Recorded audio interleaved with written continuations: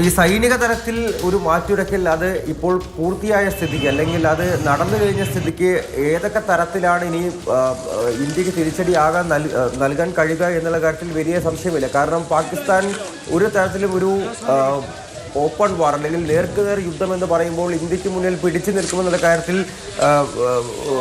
നിൽക്കുമോ എന്ന കാര്യത്തിൽ വലിയ ആശങ്ക പാകിസ്ഥാനെ സംബന്ധിച്ച് ഉണ്ടാകാനുള്ളതാണ് ഇനി ഏറ്റവും പ്രധാനപ്പെട്ട കാര്യം. കാരണം ഇന്നലെ തന്നെ അവർക്ക് അവരുടെ ബലം എന്താണ് എന്നുള്ള കാര്യം, അതുപോലെ തന്നെ അവരുടെ പ്രതിരോധ സംവിധാനങ്ങളുടെ ശേഷി എന്താണ് എന്നുള്ള കാര്യമൊക്കെ മനസ്സിലാക്കിയിട്ടുണ്ട്. ഇരു രാജ്യങ്ങൾ തമ്മിൽ ഒരു ആണവ യുദ്ധത്തിലേക്ക് പോകരുത് എന്നുള്ളത് ഇന്ത്യയോടും പാകിസ്ഥാനോടും മറ്റ് ലോകരാജ്യങ്ങളും പറഞ്ഞിരിക്കുന്നു. അതായത് സ്വന്തം ജനതയെ തന്നെ പ്രശ്നത്തിലേക്കാക്കുന്ന, കുഴപ്പത്തിലേക്ക് കൊണ്ടിടുന്ന ഒരു നടപടിയായിരിക്കും ആണവ യുദ്ധത്തിലേക്ക് ഇരു രാജ്യങ്ങളും പോയി കഴിഞ്ഞാൽ. കാരണം ഇന്ത്യയുടെ ആണെങ്കിലും പാകിസ്ഥാൻ്റെ ആണെങ്കിലും വലിയൊരു ശതമാനം ജനങ്ങളെ അത് നേരിട്ട് ബാധിക്കുന്ന ഒരു കാര്യം കൂടിയാണ്.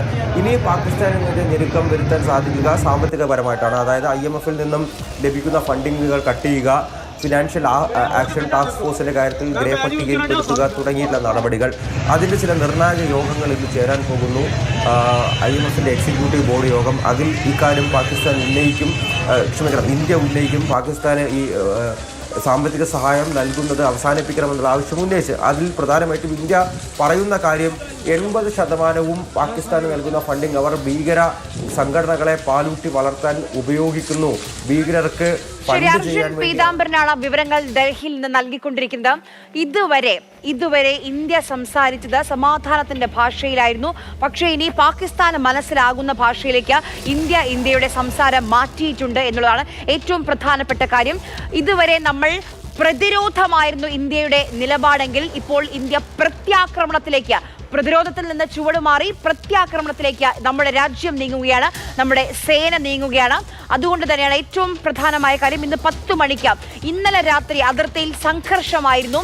ഒരു യുദ്ധം ഒരിക്കലും ഇന്ത്യ ആഗ്രഹിച്ചിട്ടില്ല. ഇന്ത്യ അതിന് ഒരു ചുവടുവെപ്പും നടത്തിയിട്ടില്ല.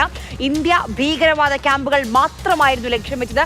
പക്ഷേ സാധാരണക്കാരായ മനുഷ്യരായിരുന്നു എന്നും പാകിസ്ഥാന്റെ ഭീകരവാദികളുടെ ടാർഗറ്റ്. ഇപ്പോൾ പ്രതിരോധത്തിൽ നിന്ന് മാറി പ്രത്യാക്രമണത്തിലേക്ക് അതുകൊണ്ടാണ് ഇന്ത്യ മാറുന്നത്.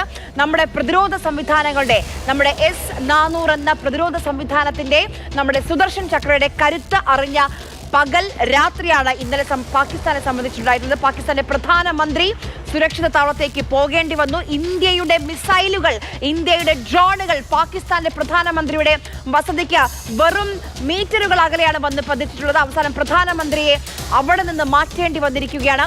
പാകിസ്ഥാന്റെ സൈനിക മേധാവി അധികാരത്തിലുണ്ടോ എന്ന് പോലും അറിയില്ല. പലതരത്തിലുള്ള അഭ്യൂഹങ്ങൾ പാകിസ്ഥാനിൽ നിന്ന് വന്നുകൊണ്ടിരിക്കുകയാണ്.